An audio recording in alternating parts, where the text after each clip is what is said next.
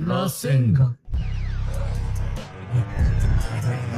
A fact can't be denied. In Chapter 20, the part where Sarada activates her Mangekyo Sharingan is the most exciting and interesting, but at least not until you truly notice how Konohamaru executes his mission to kill Matsuri in a single strike. Forget about the naivety due to his hesitation when killing Matsuri. The truly interesting part is actually when he uses the double giant Rasengan, or what could also be referred to as his original, the Odama Rasengan. At first, I felt that when Konohamaru used jutsu, it was a normal thing. Besides he was Naruto's student, he was also a Junin who absolutely must have been at a level with better jutsu. But that's not really the main point.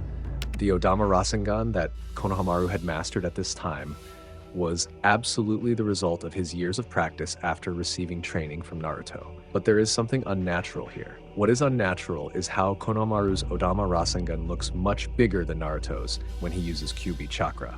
Plus, Konohamaru could create two Odama Rasengan in his hands without a shadow clone. Plus, even more unreasonable, he created a double Odama Rasengan without a hand seal. But before we talk further, what exactly is Odama Rasengan? And how Konohamaru has a large chakra, or in other words, he can use that technique. So, first of all, Odama Rasengan is a technique that is stronger than ordinary Rasengan. This technique was first introduced by Jiraiya. We never saw Minato, who is the creator of this technique, using Odama Rasengan like that. And this indicates that most likely Odama Rasengan is the result of modifications made by Jiraiya. Actually, the concept of creation is not too different from that of a regular Rasengan. The main difference is only in the amount of chakra used to create the technique. Odama Rasengan requires more chakra than ordinary Rasengan. When Naruto first used Odama Rasengan, he needed Kage Bunshin to help him create and use the technique. He was only able to master it with one hand when his skills improved. But the case now, Konohamaru already has an age that exceeds Naruto's age in Shippuden. So it is likely that Konohamaru's experience is much more than Naruto at that time. But can Odama Rasengan, who was created that big by Konohamaru, only use his normal chakra? We have never seen this at all in Naruto's story. Even Jiraiya never showed us that he could create two Odama Rasengan in his hands without Sage Mode chakra. Most likely, Konohamaru had learned a lot from his grandfather, Hiruzen Sarutobi. There must be a scroll left by his grandfather that tells Konohamaru how to increase the chakra capacity in his body. We can see for ourselves, Hiruzen has a great power called Goton Dairendan no Jutsu. It begins with Hiruzen using Kage Bunshin no Jutsu to create 4 clones. Each clone uses the strongest variation of a different elemental jutsu, using fire, water, wind, lightning, and earth simultaneously. Hiruzen showed that he could use all 5 elements with great skill. You should also be aware that Jiraiya himself learned from Hiruzen Sarutobi, so it makes sense that Konohamaru can look beyond what Jiraiya has mastered in the past. So the conclusion of why Konohamaru can master the technique perfectly without Sage Mode, most likely from hard training, and also because of the descent of a Hiruzen Sarutobi. What do you think, guys?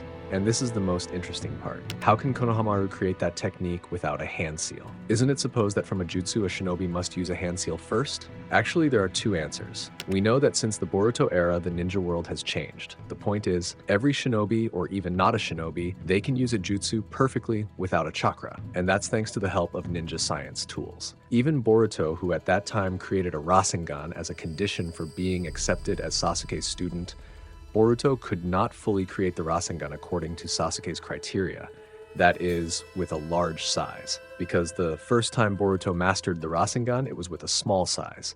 But thanks to Katasuke, he helped Boruto with a shortcut to create a Rasengan with a large size without having to make a big effort. So is it possible that Konohamaru created the double Odama Rasengan with a ninja science tool?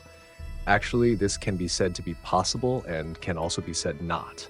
But again, I suspect that Konohamaru used a technique without a hand seal because of the help of a ninja science tool.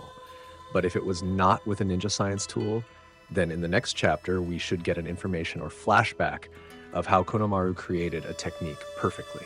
But surely, what do you think, guys? Did Konohamaru use a ninja science tool? Oh yeah. Speaking of Konohamaru, there's another interesting part, and that's about Sarada again. What are your expectations after Sarada activates her Mangekyo Sharingan? Is this completely the best solution? I mean, it's an absolute must if this battle is going to be resolved with a victory. victory for Team Sarada, and defeating Ryu completely.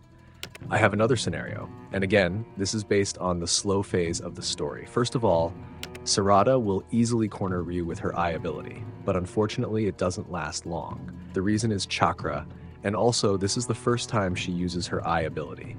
Because of course, from that great power there is a great energy that must be drained.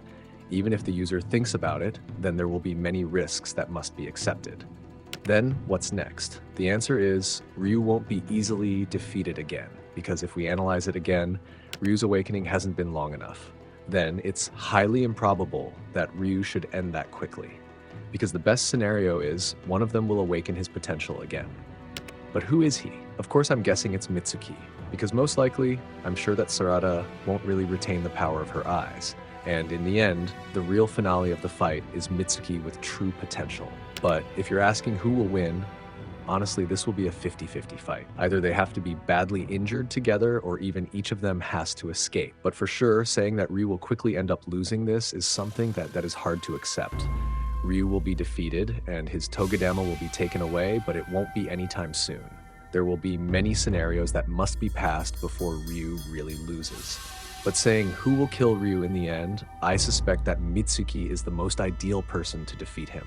What do you think, guys?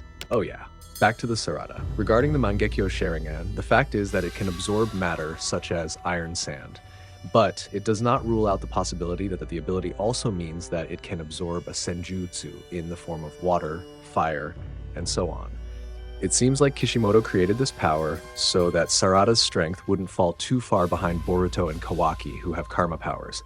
Maybe with this ability, Sarada could absorb various jutsu or even the black rods like Kawaki's. In conclusion, it's something quite interesting if that eye ability also shares a similar concept to karma. But is that something impossible, guys? Still, if Sarada can absorb Ryu's iron sand, once again, I'm convinced that Sarada could also absorb a jutsu just like karma does. But whatever it is, I really can't wait for chapter 21. Thank you for watching. Don't forget to like and subscribe. I'm Nim. See you in the next video. Bye-bye, Dadabayo.